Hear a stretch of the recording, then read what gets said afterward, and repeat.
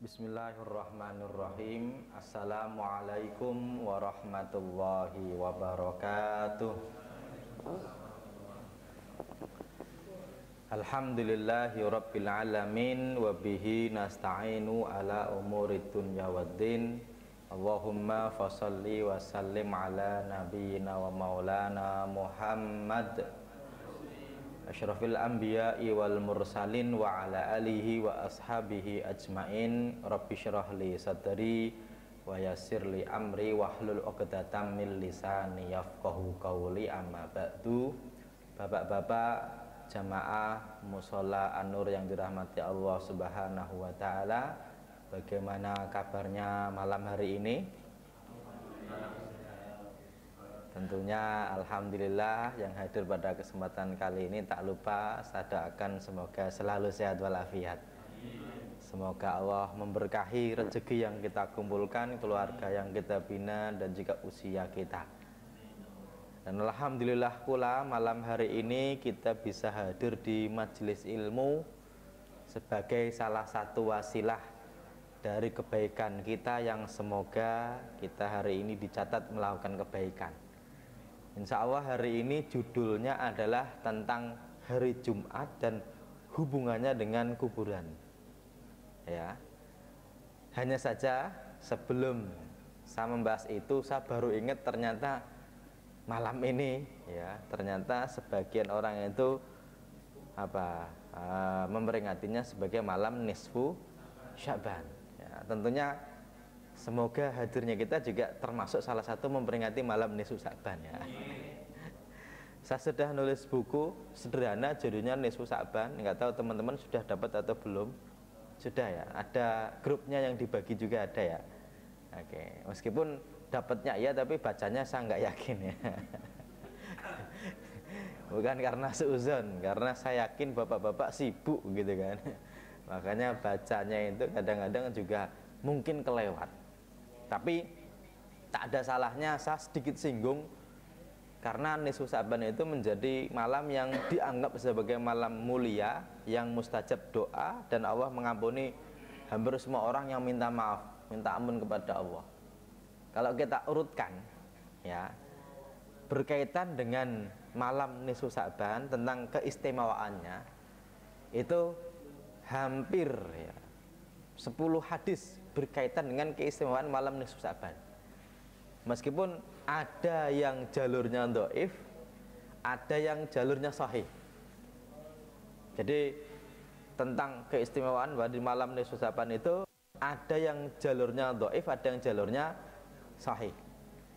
Salah satu jalur hadis sahih berkaitan dengan malam nisfu Sya'ban diriwayatkan oleh Imam Ibnu Hibban dalam sahihnya,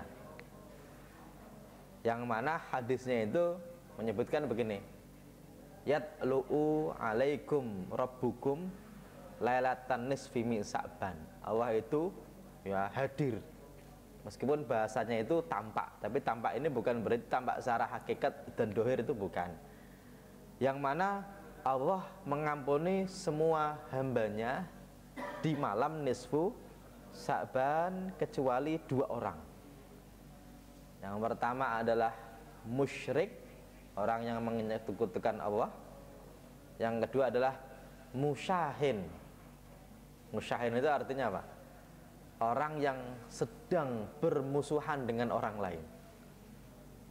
Makanya 2 orang ini tidak mendapatkan ampunan di malam nisfu Sya'ban. Tinggal kita muhasabah dulu. Tentunya kita beristighfar kepada Allah, astaghfirullahaladzim, semoga Allah ampuni dosa kita. Yang kedua tentunya kita muhasabah, semoga kita bukan termasuk orang yang menyekutukan Allah. Tapi yang ketiga juga semoga kita bukan orang yang sedang punya musuh dari saudara kita. Nah, kira-kira teman-teman ini punya musuh nggak? Atau punya musuh dalam selimut, ya, jadi musuhnya pas waktu di dalam selimut aja, ya. Nah, ini makna hakiki atau makna kiasi ini musuh dalam selimut nih, ya. Kiasan, ya, bukan dalam selimut beneran. Karena kalau dalam selimut nggak bermusuhan, ya. Oke. Ini menjadi muhasabah kita. Makanya kalau dibilang ya yang paling bagus minta maaf itu nggak harus nunggu 1 Syawal dan nggak harus nunggu sebelum Ramadan, malah sebelum nisfu Sya'ban. Ya, tinggal kira-kira kita ngaku punya salah atau enggak gitu aja. Tapi semoga kita termasuk orang yang tergolong tidak punya masalah dengan orang lain atau sedang berseteru dengan orang lain. Semoga. Sehingga malam hari ini kita beristighfar kepada Allah, berbanyak istighfar sehingga tergolong orang yang diampuni dosanya oleh Allah. Karena diampuni itu Pak, hampir-hampir amal-amal yang besar-besar itu janji utamanya itu diampuni. Misalnya orang yang puasa Ramadan itu ketika dia berpuasa gara-gara beriman dan mengharap pahala, itu pahalanya apa? Diampuni. Man soma Ramadana imanan wah tisaban ghufira lahu ma taqaddama min zambi. Salat malam Ramadan itu juga apa? Janjinya adalah diampuni. Man qoma Ramadana imanan wah tisaban ghufira lahu ma taqaddama min zambi. Orang haji yang benar-benar diterima namanya haji apa? Mabrur. Ya. Itu Pak, tidak ada balasan kecuali kan surga ya. Itu salah satu pahalanya apa? Dia pulang seperti terlahirkan kembali dari ibunya. Artinya dia pulang dalam keadaan terampuni dosanya. Dan orang yang diampuni dosanya itu ya surga. Makanya malam nisfu Sya'ban itu inti utama adalah semoga kita termasuk orang yang diampuni karena kita yakin antara yang diperintahkan dan kita kerjakan atau yang dilarang kita tinggalkan itu kayaknya banyak yang kita tinggalkan dari perintah-perintah itu. Ya, makanya semoga diampuni. Ini yang pertama nih. Yang kedua, malam nisfu Sya'ban itu oleh Imam Syafi'i dianggap sebagai salah satu dari 5 malam yang makbul doanya. Nah, makanya insya Allah nih kita nanti sama-sama memohon kepada Allah dengan permintaan masing-masing ya. Nah, kira-kira teman-teman minta apa? Minta sepeda lipat? Ya. Teman-teman nggak pernah minta sepeda lipat kepada Allah, nggak pernah ya? Oh belum ya? Ya Allah minta sepeda lipat, lah sepeda lipat aja kok minta, gitu kan? Tapi boleh nggak? Boleh. Bahkan sahabat Nabi itu sampai sendalnya putus saja itu minta kepada Allah, ya Allah sendal putus, semoga dapat ganti lebih baik. Itu minta gitu. Kita kadang-kadang mintakan ya Allah semoga dapat kebaikan dunia dan akhirat ya gitu ya. Rabbana atina fid dunya hasanah wa fil akhirati hasanah. Teman-teman pernah nggak minta ya Allah semoga bulan ini gajinya tembus 2 digit ke atas gitu ya? Pernah minta nggak sih? Nggak pernah ya? Orang itu kalau minta, kalau dapat itu nanti syukur. Ya, tapi kalau diberi tanpa minta kadang-kadang kita biasa aja. Ya. Teman-teman tuh ya, ketika ke istri, masakin rendang dong gitu kan. Itu kalau kita minta kok dituruti, itu mudah untuk syukur. Ketika dimasakin, makasih ya Ma ya, itu gampang. Dan kalau kita nggak minta, kok dimasakin rendang, kadang-kadang kita lupa untuk terima kasih. Ya makanya kalau kita minta, kok dapat itu insya Allah mudah untuk syukur. Dan orang yang syukur itu dia akan ditambah nikmatnya. Makanya yang kedua selain Allah mengampuni banyak orang kecuali 2 tadi ya, yang kedua adalah salah satu dari 5 malam yang mustajab kata Imam Syafi'i dalam kitabnya Al-Um itu adalah malam nisfu Sya'ban. Selain apa? Yang pertama malam Jumat, yang kedua malam Idul Fitri, yang ketiga malam Idul Adha, yang keempat malam pertama bulan Rajab, yang kelima malam nisfu Sya'ban ya. Ini yang apa namanya dianggap sebagai malam yang mustajab doanya. Lah, masalah tentang malam nisfu Sya'ban kita ngapain? Memang tidak ada riwayatnya. Maksudnya apakah sholat, zikir, istighfar atau ngapain? Atau baca Yasin, tidak ada riwayatnya. Jadi yang penting malam nisfu Sya'ban itu perbanyak istighfar, kemudian perbanyak doa kepada Allah. Kalau plus sholat malam juga bagus. Meskipun ada satu model yang ulama beda pendapat terkait malam ini apakah ada sunnahnya atau tidak. Apa? Sholat 100 rakaat ya, setelah baca Fatihah baca kulhu 10 kali. Ini kalau ulama Al-Faqihani, salah seorang ulama salaf, atau Imam Ghazali dalam kitabnya Ihya, atau Imam Syekh Abdul Qadir Al-Jilani dalam kitabnya Al-Ghunyah, itu termasuk ulama-ulama yang menganggap itu salah satu model sholat yang disunahkan, yaitu 100 rakaat. Setiap 1 rakaat setelah baca Fatihah baca apa? Kulhu 10 kali. Berarti kalau 10 kali kali 100 berarti 1000 kali. Ya, dimulai sejak malah habis sholat isya sampai nanti nggak tahu jam berapa. Hanya saja dalam madhab Syafi'i, ulama-ulama Syafi'i selain dari Imam Ghazali tadi, termasuk juga Imam Syekh Abdul Qadir Al-Jilani, itu ulama dalam madhab Hambali. Ya, itu ulama Hambali yang lain selain beliau menganggap sholat model itu nggak ada dalilnya. Makanya ada yang bilang itu sholat yang bid'ah. Tapi ya kulhu 10 kali lumayan ya. 1 rakaat, 2 rakaat salam, 2 rakaat salam, berarti 50 salam. Itu bukan cuma kulhu gitu ya. Tapi benar-benar al-ikhlas 10 kali. Makanya beberapa orang Indonesia yang ikut Thariqah Qadiriyah Naksabandiyah atau sering disebut dengan TKN, itu orang Surayalaya itu banyak ya, orang Sunda itu banyak TKN. Itu malam ini mereka sholat 1000 rakaat, 100 rakaat. Ya, 100 rakaat, 1 rakaatnya kulhu 10 kali. Tapi ulama berbeda pendapat terkait hukum dari sholat tadi. Memang nggak ada dalilnya, nggak ada riwayatnya. Tapi boleh sholat atau tidak? Boleh. Sholat apa? Sholat apa saja. Sholat tasbih boleh, sholat taubat boleh, sholat istikharah juga boleh. Misalnya malam ini teman-teman istikharah, ya Allah, ini kira-kira baik atau enggak ya, apa ini? Kan istikharah kalau kita kan cuma yang besar-besar aja ya. Jarang kan beli HP istikharah dulu, jarang ya. Ya Allah, mau beli iPhone atau Android, ya Allah, kan nggak pernah ya. Gitu aja kok lapor. Padahal ya nggak apa-apa juga. Ya Allah, mau resign atau enggak, ya Allah, itu istikharah. Ya Allah, mau nambah atau enggak, ya Allah, gitu kan. Nambah koleksi sepeda, bisa gitu ya. Bukan nambah istri ya. Nah, itu istikharah juga boleh. Salat taubat juga bagus. Ya. Termasuk salah satu amalan yang oleh beberapa ulama dianggap itu baik adalah baca Quran. Meskipun baca Qurannya surat apa, tidak ada redaksinya. Ya. Kalau di Indonesia kok masyhur baca surat Yasin, karena orang Indonesia suka surat Yasin. Kalau ditanya apa dalilnya, dalilnya adalah kesunahan membaca Quran secara umum. Tapi kalau baca Yasin 3 kali, terus nanti yang pertama mintanya apa, kedua mintanya apa, keempat, ketiga mintanya apa, tidak ada dalil secara spesifik. Yang dibaca adalah surat apa? Yasin. Tapi kalau baca Yasin boleh nggak? Boleh. Kalau baca Al-Baqarah boleh. Kalau baca Al-Munafikun ya jarang sih ya, jarang ya. Karena dianggap kok judulnya Al-Munafikun gitu. Kayak orang yang meninggal itu kan boleh dikirimi pahala Fatihah, boleh ya. Kalau Al-Baqarah boleh nggak? Kalau Indonesia kan suka bikin apa? Al-Fatihah kan gitu ya. Sekali-kali ganti Al-Baqarah, insya Allah diem ya. Nggak ada ngelanjutin. Kenapa? Orang bacanya Al-Baqarah cuma yang pertama doang, yang terakhir juga iya ya.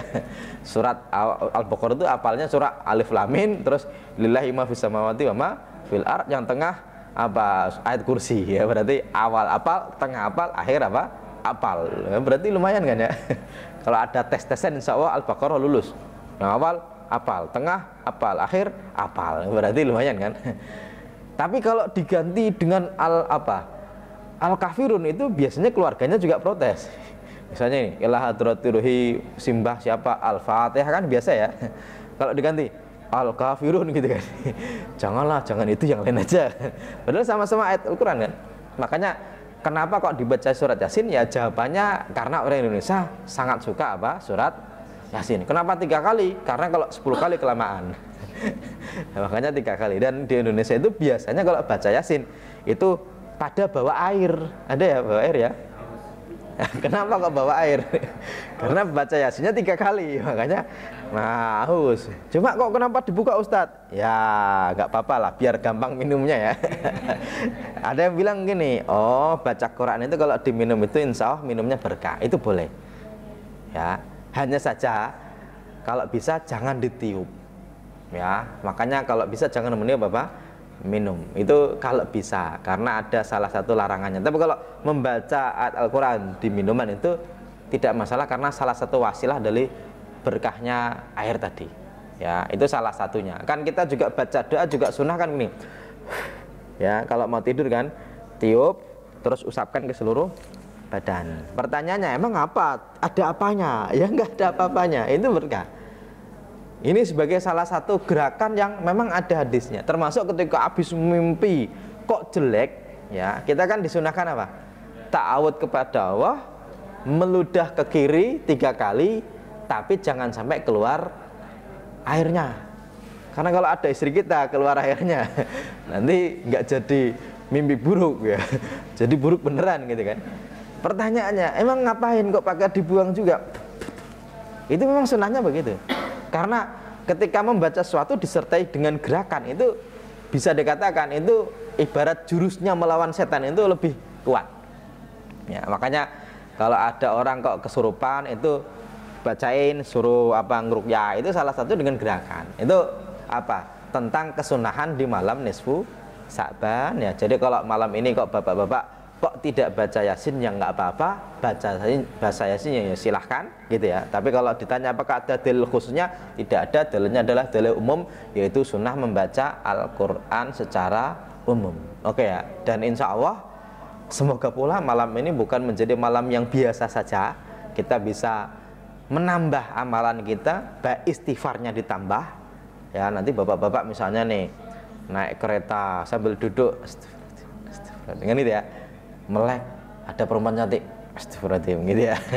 Nggak tahu kira-kira ada nggak Pak Edwin? Kadang-kadang ada ya, kadang-kadang ya. Kalau ada gitu kira-kira pindah atau tetap ya? Oh tetap ya. Kan jarang-jarang ya, atau malah nyari?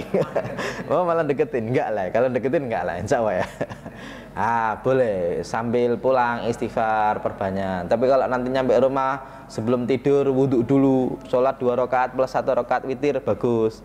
Kalau nanti bangun jam 3 misalnya gitu ya, itu plus tambah sholat-sholat yang lain juga bagus. Semoga kita termasuk malam ini diampuni dosanya oleh Allah, diistijabah doanya oleh Allah Subhanahu wa ta'ala, amin ya rabbal alamin. Oke. Untuk lebih lengkapnya saya sudah tuliskan bukunya, tinggal nanti dibaca-baca. Dan insya Allah masih ada waktu sedikit, kita akan tambah tentang hari Jumat dan kuburan. Kenapa? Karena di Indonesia hari Jumat itu identik dengan setan-setan. Kita sudah pindah channel dikit nih ya. Oke. Di Indonesia itu malam Jumat itu kebetulan acara TV-nya itu setan-setan. Jadi kalau istri saya kok malam Jumat sendiri di rumah, itu kadang-kadang kalau nyetel TV itu diganti. Kenapa? Kebetulan juga pas juga apa? Tentang setan-setan. Nggak tahu yang mulai siapa ya. Ini gara-gara dulu juga ada film, apalagi ketika di Jawa itu ada Jumat tapi Kliwon. Itu ada Jumat Kliwon, malam Jumat Kliwon itu menjadi satu malam yang katanya setan itu suka keluar. Ya. Dan orang-orang itu kalau malam Jumat itu juga rasanya kok beda dengan malam yang lainnya ya. Ini malam Jumat pantas ya. Anak-anak itu juga gitu. Makanya dulu saya pernah sampaikan, di Indonesia itu antara alam gaib tentang alam barzah dengan alam jin, dengan alam malaikat itu nyampur-nyampur. Ya. Orang itu kalau sudah meninggal, kalau menurut keyakinan kita umat Islam, itu kan arwahnya atau rohnya itu kan ke alam namanya alam barzah atau alam kubur. Ya. Cuma di Indonesia tak jarang orang yang mati kok tidak wajar itu dia arwahnya apa? Gentayangan. Oke. Ini nggak sadar loh. Kita punya apa? Pengetahuan itu. Pertanyaannya, dari mana kita tahu? Ya dari tontonan yang jadi tuntunan. Ya. Padahal kalau orang itu kok meninggal, mau meninggalnya wajar atau tidak wajar itu nggak ada gentayangan tuh, nggak ada. Kenapa? Karena orang itu nggak ada meninggal kok tidak wajar itu nggak ada. Misalnya nih, ada orang kok gantung diri, meninggal, wajar nggak? Kalau orang kok gantung diri kok nggak meninggal, itu justru tidak wajar. Ya gagal. Makanya kemarin ada yang berita itu sedih dan sedih tapi kok lucu ya. Ada orang buat konten gantung diri, kebetulan kepleset, mati beneran. Di Indonesia itu, ya Allah, kok ada ya? Malaikatnya bingung, loh, kamu udah mati deh. Iya tadi guyonan, ternyata matinya beneran. Berarti wajar nggak? Wajar. Orang itu kalau minum air putih kok mati, itu biasanya nggak wajar. Kecuali kesedak, ya wajar. Tapi kalau orang kok minum racun tikus kok mati, itu wajar nggak? Wajar. Tapi kalau di Indonesia orang kok mati minum racun tikus, itu berarti matinya wajar atau nggak wajar? Nggak wajar. Ada perempuan cantik ya, itu ketika sedang main ke jembatan dibunuh di jembatan. Jadinya apa? Si manis jembatan Ancol. Ya, bahkan kalau tumbal proyek itu ya. Ada kan tumbal proyek ada ya. Dulu saya juga ditakut-takutin, jangan keluar. Kenapa? Itu jembatannya itu kalau malam ada yang nangis ya. Katanya ada pegawai proyek biar proyeknya itu sukses, dibuat tumbal, dicor di situ. Itu saya takut beneran loh. Pertanyaannya, orang kalau meninggal dicor di cor-coran di situ, itu kira-kira ya matinya wajar nggak? Ya kalau orang dicor itu mati wajar. Justru kalau dia masih hidup di situ malah nggak wajar kan gitu ya. Nah makanya ini salah satu yang mungkin ya perlu kita sadari dulu nih. Makanya kalau sadar begini teman-teman, insya Allah kalau malam itu nggak takut, kalau lewat kuburan nggak takut. Kenapa? Karena orang yang sudah mati itu ya nggak ada yang namanya gentayangan. Tapi kalau ada yang nakut-nakutin berarti bukan roh, tapi jin, setan. Dan jin itu awalnya ada yang baik, ada yang buruk. Tapi kalau sampai mengganggu berarti jin yang buruk, berarti namanya setan. Ya, lewat kuburan kok gitu ya. Kamu setan atau jin gitu kan.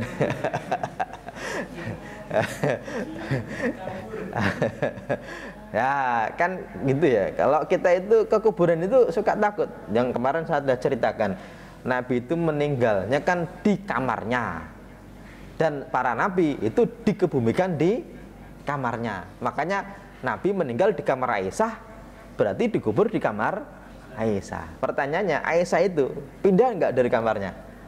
Enggak, radhiyallahu anha. Aisyah itu enggak pindah dari kamarnya. Berarti ketika Nabi meninggal, itu kamarnya Aisyah, tempat tidurnya, sampingnya kuburannya suaminya. Kalau hari ini, bayangkan zaman dulu nggak ada listrik ya. Kira-kira takut nggak? Ke kuburan malam-malam takut nggak? Meskipun kuburan bapaknya, kita aja, bapak kita masih hidup sama sudah jadi pocong. Kira-kira takutan mana? Orang itu kalau dipocong ya, kadang-kadang kan dibedaki putih gitu kan, terus disumpel gitu kan.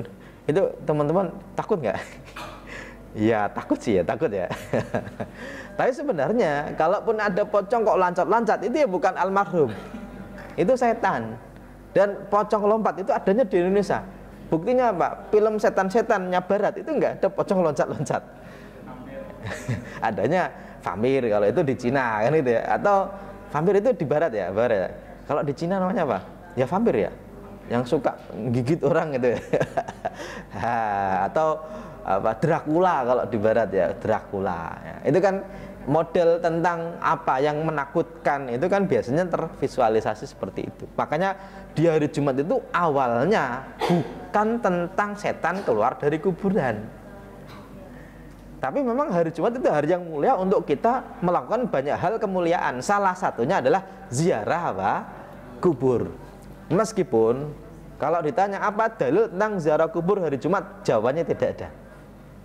Artinya ziarah kubur itu bisa kapan saja, siang maupun malam. Bahkan Nabi seringnya ziarah kubur malam hari. Ke Baqi malam hari sendirian mendoakan orang yang di Baqi. Ya, meskipun mendoakan orang yang meninggal itu bisa di mana saja. Teman-teman, bapak-bapak pernah mendoakan orang meninggal nggak? Ya, pernah. Dimarahin orangnya nggak? Katanya mendoakan orang meninggal itu nggak boleh katanya. Ya. Sebagaimana mendoakan orang celakaan nggak boleh ya? Mendoakan orang meninggal pernah nggak? Nah, kalau mendoakan orang yang sudah meninggal lah itu boleh ya. Kalau mendoakan orang meninggal boleh nggak? Nggak boleh ya. Makanya kalau ada ustadz bilang mendoakan orang meninggal itu dilarang dalam agama, masa sih gitu ya? Ya benar, tapi mendoakan orang yang sudah meninggal itu perintah agama. Makanya Nabi itu mendoakan orang yang sudah meninggal itu meskipun mendoakan bisa di mana saja, tapi Nabi tetap diperintahkan untuk datang ke makam apa? Baqi'. Makanya ziarah kubur itu sunnah. Ya, kalau ada yang bilang nggak boleh, berarti bukan ziarahnya, tapi apa yang dilakukan ketika ziarah kubur. Nah, contoh ziarah kubur tapi nyalain mercon, ya, berarti boleh nggak? Yang nggak boleh itu bukan ziarah kuburnya, tapi apa? Nyalain merconnya. Sebagaimana minta kepada orang yang sudah mati itu nggak harus di kuburan, itu juga nggak boleh. Apalagi ke kuburannya, kan gitu ya. Tapi kalau minta kepada Allah, semoga Allah kabulkan doanya, tapi doanya di kuburan, boleh nggak Pak? Boleh, karena mintanya kepada siapa? Allah, kan gitu ya. Jangan sampai keliru, karena saya itu punya teman sampai ke bapaknya aja nggak pernah ziarah kuburnya. Katanya Mbak, katanya ada larangan, takut musyrik. Ya kalau bapaknya sendiri ya nggak apa-apa. Nabi itu Pak ziarah ke makam bapaknya yang ngajak ibunya. Padahal waktu itu Nabi masih kecil. Ya, ketika kan Abu itu kan meninggal dari Syam, perjalanan dari Syam menuju ke Mekah, itu meninggal. Giliran Nabi sudah ditinggal ibunya, Nabi juga ziarah kubur ibunya, meskipun ibunya itu di tempat yang nggak jauh. Namanya itu Abwa namanya. Jadi Abwa itu nama tempat di mana Aminah itu meninggal. Nabi juga ziarah ke makam ibunya. Nah, tinggal ngapain? Lah ini, ngapainnya yang pertama pastinya apa? Mendoakan orang yang sudah meninggal, ya. Nah, tentang waktunya memang tidak ada spesifiknya, nggak ada dalilnya. Mau hari Minggu boleh, mau hari Senin boleh, gitu ya. Mau hari Sabtu boleh, nggak masalah. Tapi kenapa kok banyak hari Jumat?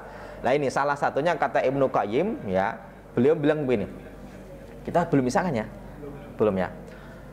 Ini Imam Ibnu Qayyim itu bilang begini. Fahal ta'lamuna bi ziyaratina iyakum? Qala na'am. Kata Imam Ibnu Qayyim, apakah orang yang di kuburan itu tahu tentang ziarah kubur kita? Jawaban beliau, na'am, iya tahu. Ya, meskipun taunya wawalam ya, apakah seperti orang lagi renang terus nyelam lihat dari atas gitu kan. Wawalam, itu kita nggak tahu. Tapi yang penting kalau beliau, iya tahu. Na'am, na'lamu biha, tahu dengan ziarah kubur kita, asyiyatal jumu'ati, ya, di hari Jumat kulahu wa yaumas sabti ila tuli syamsi, dan hari Sabtunya sampai terbitnya matahari.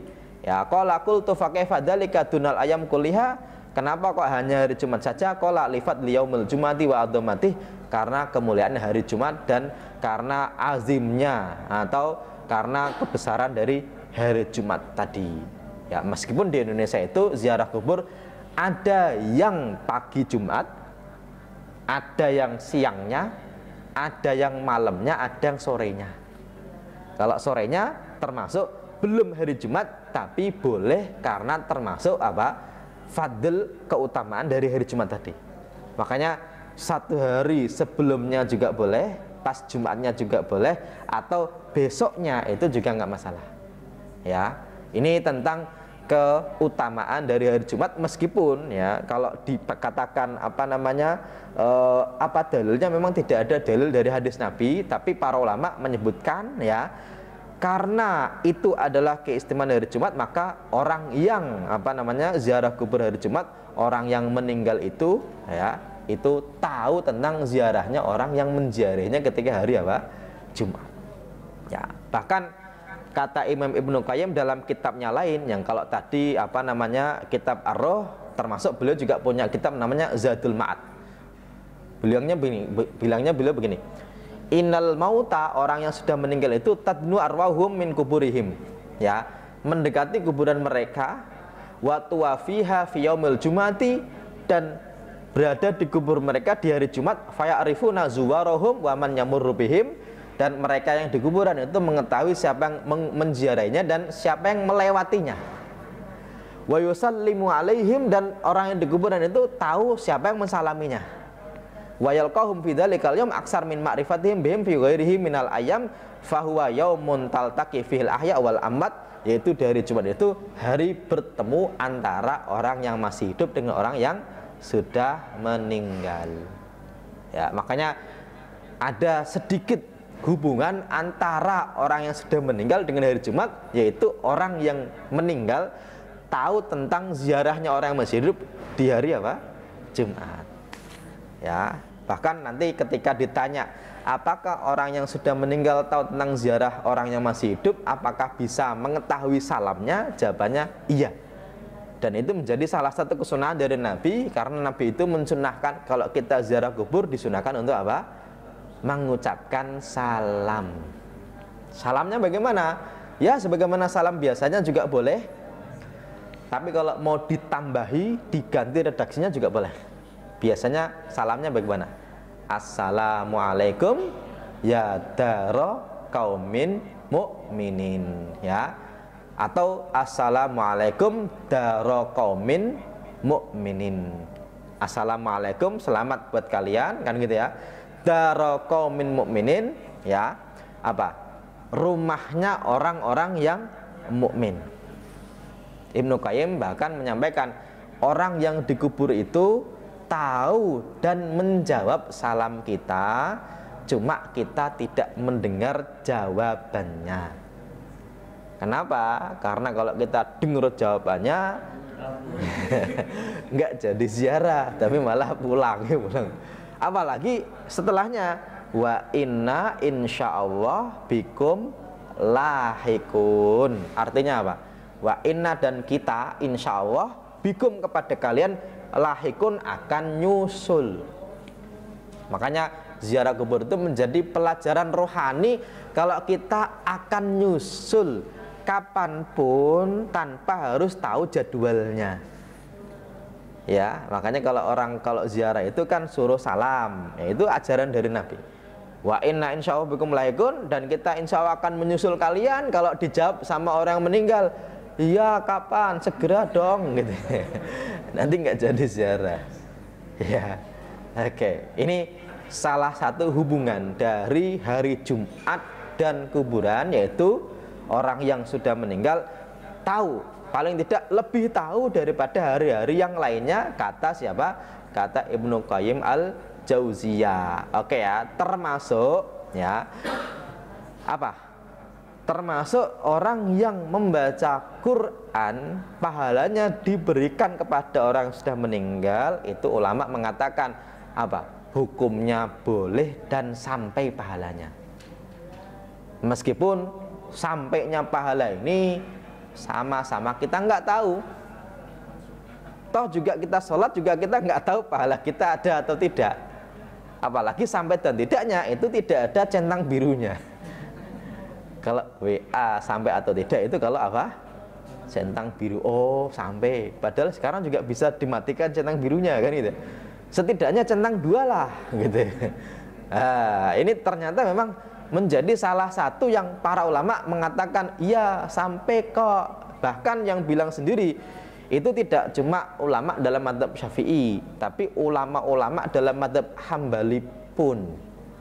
Ya, kenapa saya bilang begitu? Karena beberapa ustadz kita yang bermadhab Hambali itu sedikit berbeda pendapat, karena menurut sebagian mereka ngapain dikirim-kirim pahala, kan gitu ya. Ada yang bilang nggak sampai, ada yang seperti itu. Tapi kalau ulama dalam mazhab Hambali sendiri malah kebanyakan mengatakan sampai. Termasuk Imam Ibnu Qayyim, termasuk Imam Ahmad bin Hambal, termasuk Imam Ibnu Taimiyah sendiri. Ya, masalah apa yang dibaca itu jadi perdebatan. Mau Fatihah boleh, mau Al-Baqarah juga bagus, kan gitu ya. Oke. Kata Imam Ibnu Qayyim begini, waqtalafu fil ibadatil badaniyati kasawmi wa sholati wa qiraatil Qur'an wa dzikri. Ya, kata Imam Ibnu Qayyim, ulama berbeda pendapat terkait ibadah badaniyah seperti puasa, sholat, baca Quran dan zikir.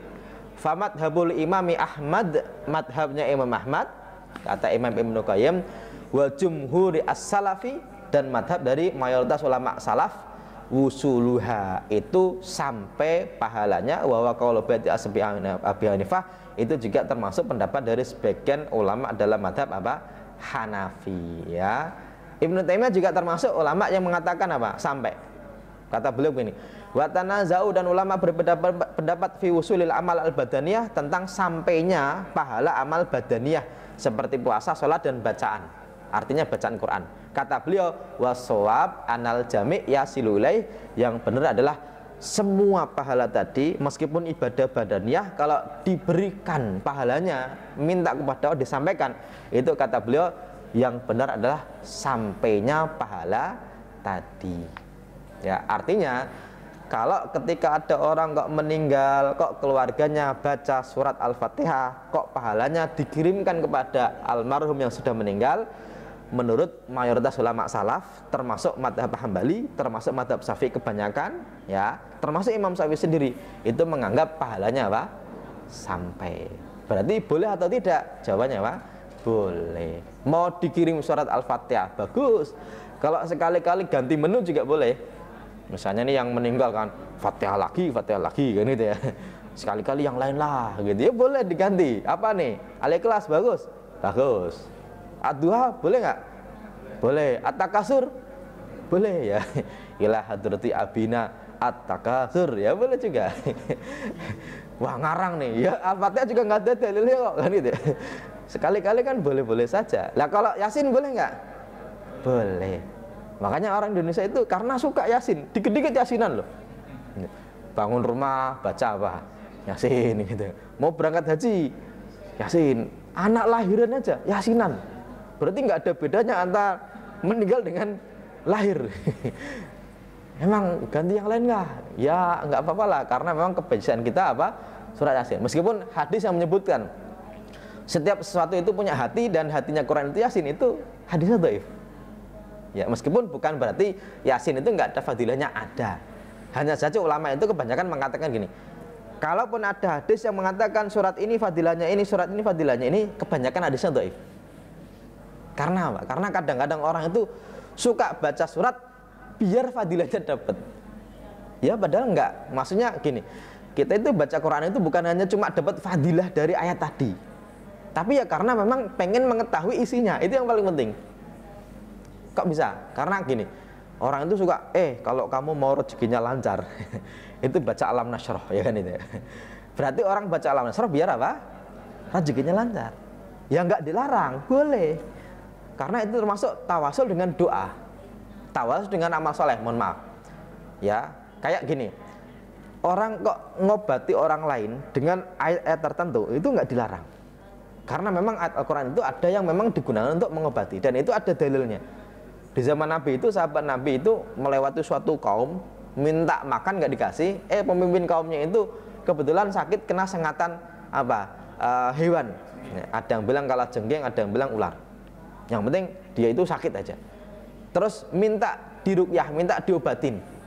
Sama sahabat Nabi tadi gini, kalau nanti sembuh mau kasih apa? Ya, yaudah kasih kambing. Dibacain surat Al-Fatihah, sembuh. Sampai sahabat Nabi juga heran. Berarti mustajab ya. Sampai kebetulan dapat kambing dibawa kepada Nabi, ketika mau dimakan Nabi apa? Dilapori dulu, Nabi, kita tadi baca surat Al-Fatihah kepada orang yang sakit. Sembuh, kita dikasih kambing. Terus Nabi cuma nanya, kok kamu tahu dari mana kok bisa sembuh ya? Maksudnya kok bisa kamu tahu kalau surat Al-Fatihah bisa menyembuhkan? Ya baca-baca aja. Sampai Nabi itu tertawa, tapi Nabi tidak melarangnya, dan Nabi jangan lupa bagian saya. Artinya Nabi minta bagian dari kambingnya tadi. Makanya sekarang ketika orang kok meruqyah orang lain, itu ada beberapa ayat yang dibaca. Misalnya surat Al-Fatihah, ayat kursi, Al-Baqarah kan gitu ya. Terus nanti kulhu, Al-Mu'awwidhatain, terus beberapa ayat-ayat itu awalnya itu nggak ada dalil spesifik. Tapi kenapa dibaca? Ya dalam ayat tadi ada ayat tentang jin, makanya dibaca. Dan orang Indonesia itu suka banget dengan surat apa? Yasin. Dan kecintaan seorang terhadap satu surat itu bisa menjadikan orang itu masuk surga. Kok bisa? Sahabat Nabi itu ada loh yang apa namanya dikit-dikit ketika sholat. Nah, saya akan bacain hadisnya sebentar ya. Hadisnya gini, hubbuka iyaha. Oke ya, sebentar saya cari hadisnya. Hubbuka, oke, hubbuka, oke, iyaha. Ini nanti ada ayat yang menyebutkan, ada hadis yang menyebutkan hubbuka iyaha tudkhilukal jannah. Oke, atau adkhalakal jannah. Ini hadisnya sahih. Jadi ceritanya gini. Ada seorang sahabat Nabi yang dia itu bacanya bagus. Ya. Kemudian dia itu suruh jadi imam. Dan ketika jadi imam, dia itu punya kebiasaan agak unik. Uniknya apa? Setelah baca Fatihah, dia itu baca surat Al-Ikhlas. Setelah baca surat Al-Ikhlas, baru baca surat yang lainnya.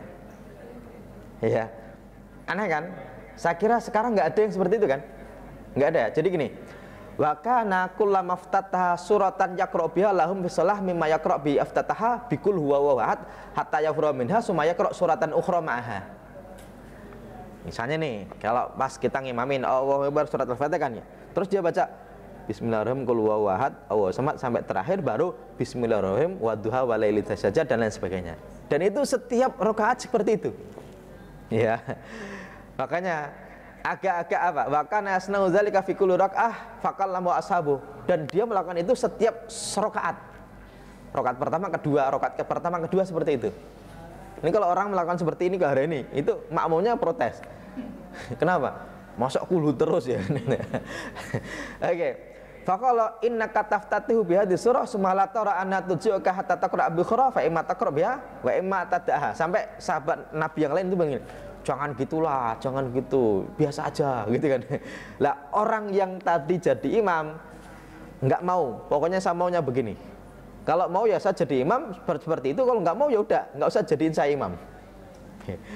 Sahabat Nabi yang lain, dah kamu ajalah yang jadi imam, tapi kita lapor dulu kepada Nabi. Ya. Jadi dia itu punya kebiasaan setelah baca surat Al-Fatihah baca kulhu baru surat yang lainnya. Sahabat Nabi yang lain, jangan gitu kan. Nah, terus dia malah ngotot sampai-sampai falamma atahumun Nabi, sampai datang Nabi akhbaruhul akhbar. Sahabat Nabi itu ngabarin seperti itu, kemudian bilang apa? Ya fulan, ma yamnauka antaf ala ma ya'muruka biasa buka. Kenapa engkau melakukan seperti itu, enggak melakukan seperti yang disarankan teman-temanmu? Ya, jawabannya apa? Ya, saya menyukainya, ini uhibbuha. Ya, saya menyukai surat Al-Ikhlas saja lah. Ya. Dan dilakukannya tidak cuma dibaca saja, tapi ketika sholat dan ketika ngimami, dan sahabat Nabi yang lain protes. Dilaporkan kepada Nabi. Nabi menjawab, Pak. Faqala hubbuka iyyaha adkhalakal jannah. Gara-gara kamu mencintai surat Al-Ikhlas menjadikan kamu masuk apa? Surga. Dan ini hadisnya sahih riwayat Imam Bukhari. Makanya bisa jadi orang Indonesia masuk surganya gara-gara Yasinan. Karena cinta banget surat apa? Yasin. Ya, nanti bapak-bapak juga bisa surat kuliah sama kulhu. Kenapa? Cinta banget. Setiap ngimamin bacanya itu aja ya. Ya kan bisa jadi dia hafalnya banyak, tapi karena cinta itu kan, jangan dikira dia nggak hafal banyak ya. Karena memang nggak hafal ini. Ya lumayan kan. Nah, nanti ada juga yang cintanya at-takasur, ada al-haqumut takasur. Ada yang cintanya ara'aital ladzi yukadzibu biddin. Ini termasuk surat yang dicintai oleh Ahmad Dahlan. Yukadzibu biddin fadzalikal ladzi yatu'ul yatim wala yahuddu ala ta'amil miskin. Makanya lebih cenderung sosialnya yang tinggi daripada ibadahnya, dan ibadah sosialnya bagus. Nah, ini salah satu dalil yang menjadi landasan bahwasanya kecintaan kita terhadap satu surat itu tidak dilarang, meskipun bukan berarti kita anggap surat yang lain tidak ada keistimewaannya. Oke ya. Jadi insya Allah karena tema kita hari ini dua tema, dan semoga apa yang saya sampaikan bisa diterima dengan baik.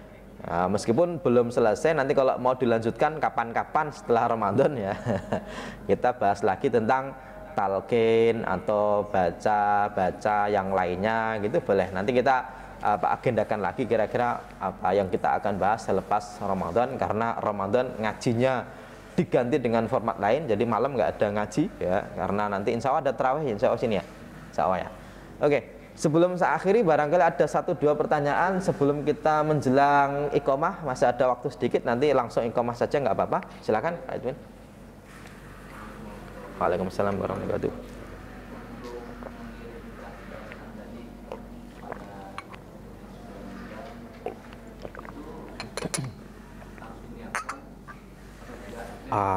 Betul.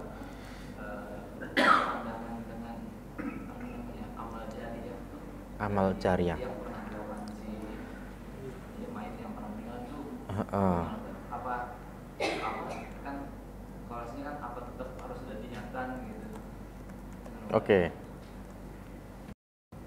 Oke, siap. Ini ada nih.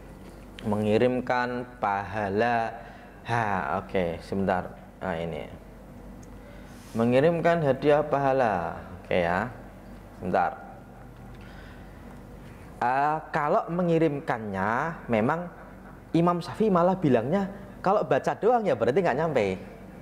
Jadi ketika ada orang bilang Imam Syafi'i bilang nggak sampai, itu bukan berarti Imam Syafi'i mengatakan tidak sampai. Tapi kalau orang kok cuma baca Quran, nggak ada niat sama sekali, berarti nggak sampai. Misalnya kita baca surat Al-Fatihah saja, Al-Fatihah, ya berarti nggak sampai kepada almarhum. Kenapa? Ya orang nggak ada tuh siapanya gitu kan. Nah makanya sampainya bagaimana? Sampainya ketika disebutkan ya Allah, semoga engkau sampaikan pahala ini kepada almarhum. Jadi baca dulu baru semoga sampaikan. Atau boleh, ya Allah saya baca surat ini semoga pahalanya kepada almarhum. Itu baru dianggap pahala yang apa? Sampai. Ya. Oke, makanya nanti ada yang bilang Imam Syafi'i katanya bilang tidak sampai. Jawabannya bukan Imam Syafi'i mengatakan tidak sampai, tapi kalau cuma baca doang kok tidak kepada almarhum meskipun di depan kuburannya ya nggak sampai. Tapi diniatkan dengan apa? Redaksinya bebas saja. Yang penting ada redaksi, ya Allah semoga engkau terima pahala ini dan engkau berikan pahala kepada almarhum. Dan tentang sampainya nanti pahalanya bagaimana pembagiannya walam. Karena kadang-kadang ada yang tanya gini, Pak Ustadz, kalau ada arwah 10 orang kita kirimin Fatihah satu-satu sama kirimin Fatihah 1 untuk 10, itu baginya gimana? Satu mikir, waduh gimana ya? Gimana ya? Saya juga nggak tahu. Bisa jadi nanti 10 berarti bagiannya dikit-dikit dong kan ya. Ya bisa jadi. Tapi yang jelas begini, bukan bagiannya dikit-dikit, tapi kalau 10 kali Fatihah berarti kan Fatihahnya banyak. Berarti pahalanya Fatihahnya lebih banyak. Ya, kalau 1 berarti baginya kan cuma 1 saja, yang 1 huruf kali 10. Kalau 10 kali baca Fatihah berarti 10-nya akan lebih banyak lagi. Itu yang seperti itu. Tapi kalau nanti baginya bagaimana? Wallahualam. Ini tentang apa namanya caranya tadi ya, dengan diniatkan semoga disampaikan gitu ya. Terus kalau hubungannya dengan amal jariah bagaimana? Amal jariah itu gini, kalau saya punya amal jariah berarti kan saya yang beramal. Berarti kalaupun saya meninggal berarti itu tetap atas nama saya. Tapi kalau kita berikan amal atas nama almarhum, tetap harus ada niat untuk almarhum. Karena ulama sepakat kalau sedekah atas nama almarhum itu sampai. Sepakat nih. Ya, termasuk haji atas nama almarhum itu bisa. Ketika yang berhaji sudah pernah haji, yang dihajikan belum haji itu sampai. Padahal amal badaniyah, ya. Makanya ketika kita punya acara keluarga gitu ya, setelah meninggalnya almarhum, itu bisa diniatkan pertama mendoakan, itu sunnah. Tidak ada perdebatan. Yang perdebatan paling apa? Kenapa harus pakai 7 hari 40 hari? Itu aja. Harinya kenapa? Ya, termasuk kenapa ngumpul-ngumpul kok makan-makan? Kan bisa jadi keluarganya susah, masa ngumpul sih gitu kan. Nah, itu masalahnya di situ. Dan kadang-kadang memang menyusahkan beneran. Dan kadang-kadang ustadznya itu yang sengaja untuk ini mau paket A, B atau C ya. Kalau paket A ini bacanya Yasin ya, terus tahlilnya juga yang komplit. Nah, kalau paket B ini Yasinnya enggak nih gitu ya. Kalau paket C itu yang sederhana, nanti beda harganya. Kadang-kadang model begitu. Berarti itu benar-benar memberatkan. Tapi kalau keluarganya kok senang didatengin tetangga, ketika mereka datang kok kita kasih minum, itu sesuatu yang wajar. Dan kita memberi minumnya bisa dalam rangka sedekah. Sedekahnya kita niatkan ini insya Allah sedekahnya atas nama apa? Almarhum. Makanya menyembelih kurban atas nama almarhum boleh, berakikah atas nama almarhum juga boleh, termasuk bersedekah itu hukumnya apa? Sunnah dan bisa diberikan kepada almarhum asal ada niatnya. Masalah nanti apakah kita dapat pahala atau tidak, wawalam. Ya, karena kita juga pahala kita juga sama-sama nggak tahu ya, dan nggak ada indikatornya. Kalau orang sholat tak ada indikatornya, 5% saja gitu kan. Karena 95%-nya mikirin nanti pulang naik apa gitu kan. Nah, ada yang 75%, ya lumayan. Yang 20% mikirin apa? Sebenarnya tadi lupa, nggak ditaruh tempat aman gitu kan. Bisa jadi gitu kan. Kalau ada indikatornya, sayangnya pahala itu sama-sama nggak ada indikasinya. Nah, kita taunya bagaimana? Ya taunya ya dengan keyakinan hati. Toh juga kita juga nggak tahu kalau sudah ada pun belum tentu masih ada, kecuali kalau nanti benar-benar ikhlas kan gitu ya. Oke, jadi kalau baca Quran diniatkan dengan cara apa? Doanya tadi, ya Allah semoga Engkau berikan pahala ini kepada siapa? Almarhum atau ahli kubur, itu boleh. Kira-kira bisa diterima jawabannya, insya Allah? Oke. Ada yang lain atau cukup? Cukup dulu ya, insya Allah ya. Insya Allah kita cukupkan dulu pembahasan kita hari ini, dan insya Allah ketemu lagi di lain kesempatan dalam keadaan sehat walafiat. Semoga kita sama-sama baca hamdalah alhamdulillahirabbil alamin dengan doa kafaratul majlis. Subhanakallahumma wa bihamdika asyhadu an la ilaha illa anta astaghfiruka wa atubu ilaik. Assalamualaikum warahmatullahi wabarakatuh.